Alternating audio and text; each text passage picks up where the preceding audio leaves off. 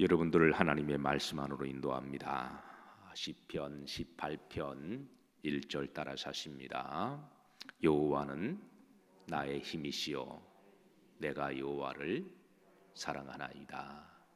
다윗의 체험적인 감사의 간정의 기도인데요.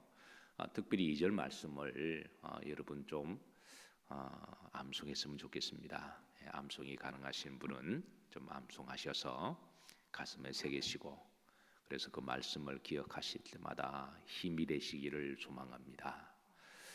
그리고 암송이 좀 어려운 분들은 제가 여러 번 반복해 드릴 테니까 또 여러분 따라 하시다 보면 또 이렇게 몇 말씀이라도 여러분 가슴에 새겨질 줄로 믿습니다. 따라서 하십니다. 여호와는 나의 바위시요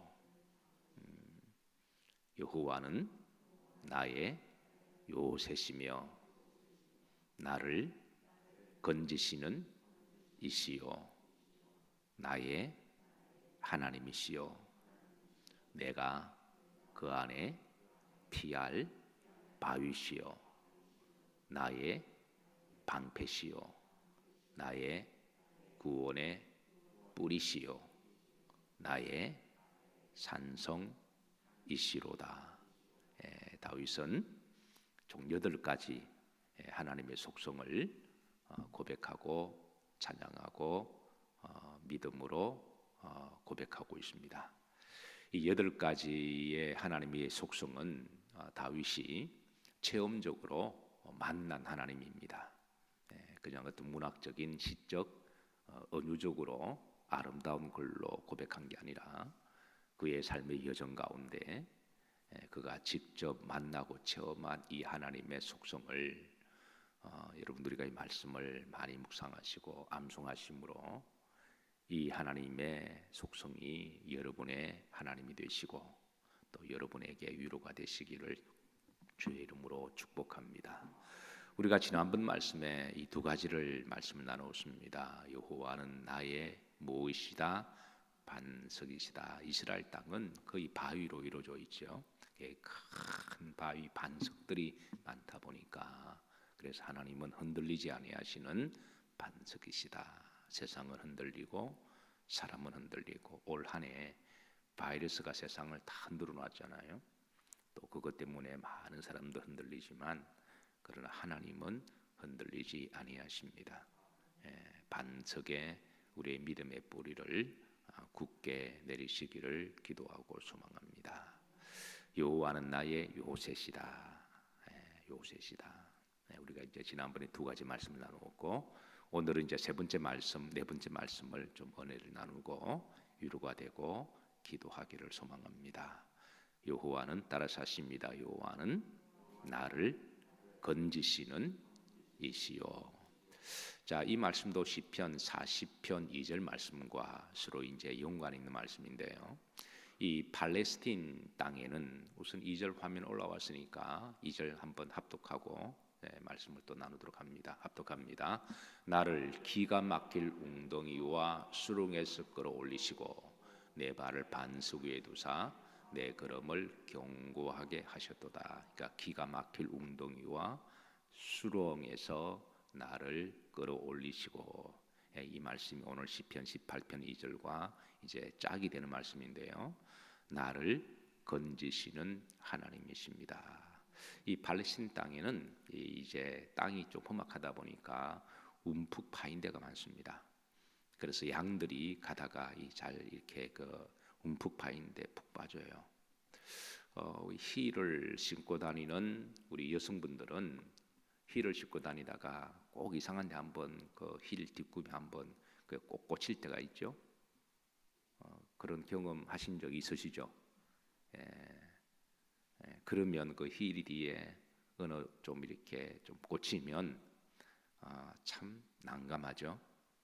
그래서 신발을 벗고 빼내고 뭐 그랬던 기억이 한두 번 정도는 힐을 신고 다닌 여성분들에게 있을 거라고 생각하는데, 그래서 이 양들이 이 팔레스틴 땅 가다가 이 움푹 파인 데 한번 쭉 빠지게 되면 아주 난감해합니다. 잘못하다간 다리가 부러지기도 하는데요. 그래서 양 스스로는 날 수가 없어요. 그럴 때 이제 목자가 와서 그 다리를 이렇게 빼주죠. 그래서 특별히 다윗은 목자의 경험이 있습니다. 그래서 여호와는 나의 목자시니 그러면서 우리가 길을 가다가 본의 아니게 어떻게 푹 빠져버리면 그때 잘못하면 다리가 부러지기도 하는데 그때 하나님이 이렇게 나를 건져주시는 하나님이시다. 근데 이제 팔레스틴 땅에는 이런 움푹 파인 그런 곳도 있지만 웅덩이와 수렁이도 많이 있습니다. 웅덩이는 이제 팔레스틴 땅이 물이 귀하니까 이렇게 물 올 때 물이 이제 이른 비와 늦은 비 이렇게 1년에 2차례 비가 많이 오죠. 그럴 때 물을 좀 보관해 둬야 되는데 그래서 물을 보관하기 위해서는 큰 웅덩이를 파요. 그래서 그 웅덩이를 파면 물이 오면 그게 이제 물이 고였다가 그 물을 가지고 한동안 기묘하게 그렇게 씁니다. 그래서 아주 깊은 웅덩이가 있는데요. 그런데 가끔 이 웅덩이에 사람이 빠질 때가 있습니다. 사람도 빠지고 또 양도 빠지고 또 짐승도 이렇게 빠지게 되는데요. 근데 빠지면 그거를 스스로 나올 수가 없어요. 요셉도 이 웅덩이에 빠진 적이 있습니다. 그 형들이 시기하고 질투해서 그 웅덩이에 집어 던졌고, 그런데 이제 요셉이 그 안에서 얼마나 애통해하면서 가슴을 치고 두려워하고 무서워하고 또는 형들이 믿기도 하고 애통해하면서 그렇게 눈물 흘렸을까요? 나중에 하나님이 기가 막힐 방법으로 웅덩이에서 이렇게 또 건져내세요. 그래서 웅덩이 같은 데가 있습니다. 근데 또 수렁도 있습니다. 수렁은 일종의 넙지대인데요. 뭐 넙은 우리가 잘 알죠. 넙은 이렇게 진흙과 물이 많이 고여 있어서 그래서 그 잘못 또 빠지면 움직일수록 그게 막 엮여서 더 꼬여 들어가서 차라리 가만히 있으면 좋을 텐데 차라리 입 다물고 있으면 좋을 텐데 어떻게 하다 보니까 말하면 말할수록 더 꼬이고 움직이면 움직일수록 더 그냥 꼬여 들어가는 우리 인생의 수렁에 그렇게 빠질 때가 있습니다. 그래서 그럴 때는 차라리 너희는 잠잠할지어다. 내가 하나님 됨을 알지어다. 그렇다고 우리가 모든 일이 터질마다 입을 그냥 딱 다물고 아무 행동도 하지 마라 그런 말씀은 아닙니다. 그래서 어떤 말씀을 어느 성경의 한 말씀을 모든 영역에 다 적용시키는 게 사실 굉장히 위험할 수가 있습니다. 그래서 그 말씀의 본문과 배경을 보고 우리 인생도 그렇잖아요. 그래서 우리가 전도서의 말씀처럼 말할 때가 있으면 말을 하지 말아야 할 때가 있고 앉을 때가 있으면 일어나야 할 때가 있고 울 때가 있으면 웃을 때가 있고 모든 것이 다 타이밍이 있음을 그렇게 말씀하시고 그 타이밍은 언제 그러면 구분하느냐 기도와 말씀과 성령의 인도하심에 따라 우리가 그때그때마다 지시함을 받는 것이죠. 그래서 때로는 우리가 수렁에 빠질 때 그럴 때에 움직이고 말하는 것에 따라 소리가 더 꼬일 때가 있으니까 그럴 때는 하나님께 나와서 기도하고 주의 음성을 듣고 겸손하게 주의 뜻을 분별하며 그렇게 나아가는 것도 믿음입니다. 그래서 여호와는 나를 건지시는 이시요라고 하는 것은 이런 배경 속에서 나온 다윗의 체험적인 고백이고 간증이죠. 근데 이제 시편 40편 2절 말씀을 다시 한번 보시면 여기 보시면 이제 웅덩이와 수렁에서 끌어올리시고 그런데요. 그 앞에 형용사 수식어가 있습니다. 뭐가 있나요? 기가 막힐. 우리가 인생을 살아가다 보면 기가 막히고 코가 막히는 그런 웅덩이에 빠질 때가 있습니다. 기가 막히고 코가 막히는 수렁이에 빠질 때가 있습니다. 그래서 웅덩이는 내가 한번 빠지면 요셉처럼 누가 건져주지 않으면 나올 수가 없고 수렁은 움직일수록 그냥 계속 꼬여 들어가는 그런 일이 있을 수가 있죠. 그런데 또 놀라운 것은 기가 막힐 웅덩이와 수렁에 빠질 수도 있지만 하나님은 참 그래도 참 놀라우시고 재미있는 것은 하나님도 기가 막힌 방법으로 빼주신다는 거예요. 이게 참 여기에 역설이 있습니다. 인생은 또 라반과 같은 사람을 만나면 사울과 같은 사람을 만나면 기가 막힐 웅덩이와 수렁에서 우리를 빠져들어가게 만드는데 하나님은 또 가만히 보셨다가 우리가 기가 막힐 그 일에 빠져도 다윗의 고백처럼 여호와는 나를 건지시는 이시요. 우리가 하나님만 전적으로 의지하고 믿음으로 살면 하나님은 항상 끝자락에 역사하시는 하나님이세요. 왜냐하면 우리의 진짜 믿음을 보시기 위해서. 그래서 정말 제가 죽으면 죽으리라 끝까지 가느냐 이렇게 가끔 하나님 보시는 하나님이십니다. 그래서 끝까지 가면 그때 하나님은 또 기가 막힐 방법으로 또 건져주시는 거죠. 사랑하는 성도 여러분, 오늘 이 말씀이 여러분들에게 위로가 되시고 힘이 되시기를 주의 이름으로 축복합니다. 자, 다시 이제 다윗의 체험적 신앙 고백 네 번째입니다. 따라서 하십니다. 나의 하나님이시요. 여기 다윗은 다시 한번 하나님을 누구의 하나님이다? 나의 하나님이시다. 우리가 흔히 하나님은 우주적 보편적 하나님이시니까 그래서 그 하나님을 우리의 하나님이라고 표현하기도 하고 또 당신의 하나님이라고 표현하기도 하지만 그러나 본질적으로 나의 하나님이 되셔야 됩니다. 아무리 목사님의 하나님, 또 내 아내의 하나님, 또 어느 장로님의 하나님, 그 하나님은 사실은 나의 구원과는 관계가 없어요. 나의 아버지의 하나님, 물론 나의 할아버지의 하나님, 물론 그것도 신앙적 개성적인 차원에서는 모태신앙에 있어서 좋은 일이지만 그러나 그 아무리 모태신앙이라고 할지라도 그 자식이 하나님 안 믿으면 그 소용없습니다. 그래서 하나님은 이 야곱에게 하나님이 어떤 하나님인 줄을 이렇게 훈련하시고 가르쳐 주세요.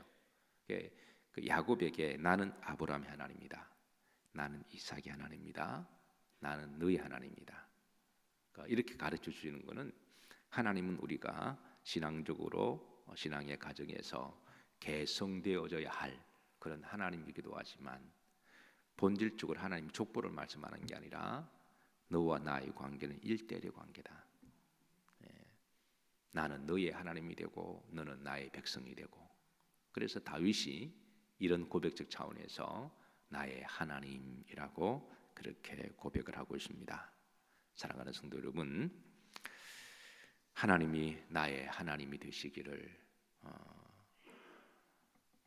그 하나님이 나에게 위로가 되고 힘이 되기를 기도하고 소망합니다.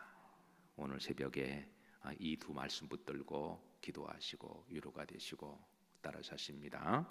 여호와는 나의 반석이시요 나의 요새시요 나를 건지시는 이시요 나의 누구시요 하나님이시요 내가 그 안에 피할 오늘은 여기까지만 할 거예요. 그래도 내일을 위해서 나머지 네 가지도 따라서 합시다. 내가 그 안에 피할 바위시요 나의 방패시요 나의 구원의 뿌리시요 나의 뭐로다? 아멘. 기도하십니다. 오 하나님, 다윗의 체험적 신앙 고백 은혜가 시공을 초월하셔서 역사하시고 믿음으로 응답하시는 오늘 이 새벽 아침에 하나님은 나의 반석이시며 나의 요새시며 나를 건지시는 이시고 기가 막힐 웅덩이와 수렁에서 나를 끌어올리셔서 내 발을 반석 위에 두시며 나를 걸어다니게 하옵시고 뛰어다니게 하심을 감사를 드립니다. 우리 믿음의 가족들 중에 지금 불편하신 분들이 계신데 그분들이 속히 일어나셔서 반석 위에 걸어다니게 하옵시고 뛰어다니게 하옵시며 또한 저희들에게도 그런 힘을 주사 주의 성전에 나올 때에 튼튼하게 걸어 나오게 하옵시고 또 뛰어다닐 수 있는 일상의 건강 주심을 감사드리며 하나님을 늘 찬양하며 동행하는 복된 하루가 되게 도와주옵시고 그 하나님이 나의 하나님으로 고백하게 하심을 감사드립니다. 오늘도 주신 사명 따라 살아가게 하옵소서. 평안하게 하옵시며 담대하게 하옵소서. 특별히 새벽에 애통하며 부르짖어 기도하는 애통의 기도를 들어주옵소서. 예수님 이름 받들어 축복하며 기도하옵나이다. 아멘.